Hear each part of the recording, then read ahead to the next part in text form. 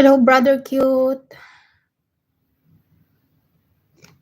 Kumusta po tayong lahat diyan?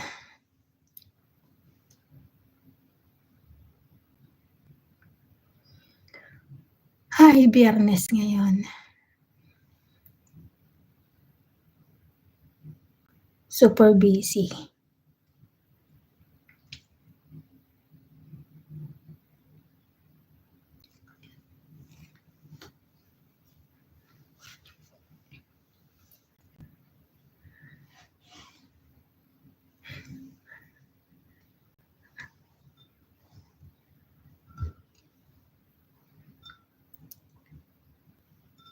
Ang laki na itong ano ko, yung pinatubo kong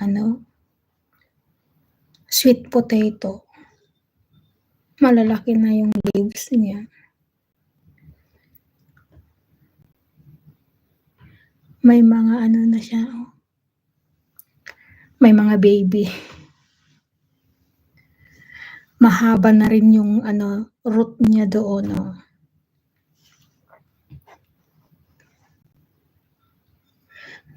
ang haba na. Kada after 2 days, hinuhugasan ko yung bato, tapos pinapalitan ko yung tubig. Tapos itong itong talbos niya nun, pinutulan ko para hindi siya maging malnourished. Ayan, mayroon ng tumubo. Mag-ano na rin siya.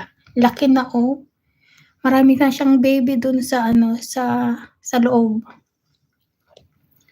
May nakita akong paso dun sa labas, merong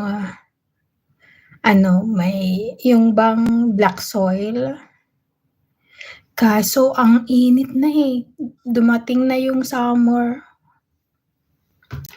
Kaya sabi ko, tignan natin kung mabubuhay siya dito sa sa loob. Ngayon lang naranasan ko ng ganito. Nilagay ko sa tubig. Pwede pa naman ba?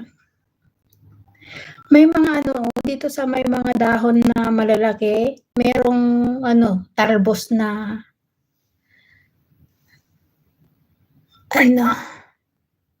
1, 2, 3, 4. May lumalaking mga talbos. Ang laki na niya.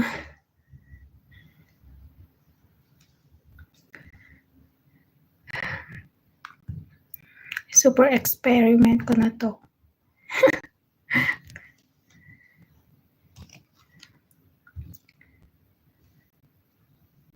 Pwede pa naman pala. Pero mga alas 5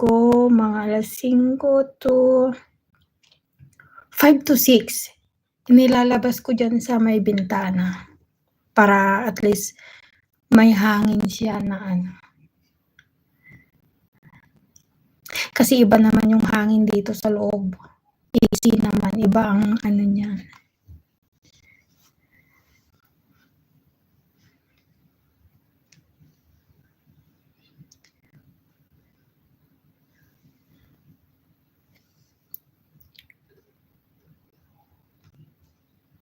Meron siyang talbos na. Tapos baka bukas, hindi ko alam, baka bukas putulan ko na rin itong isa. Kasi naging 2 na Yun naman yung pangatlo. Ito yung una nun, pinutulan ko na. Kaya yan, meron lang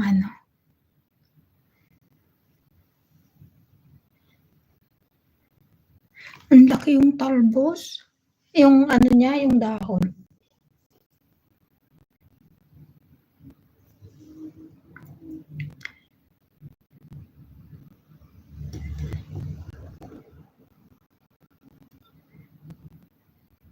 So ito, para pa rin yung yung gaya pala na ng kangkong.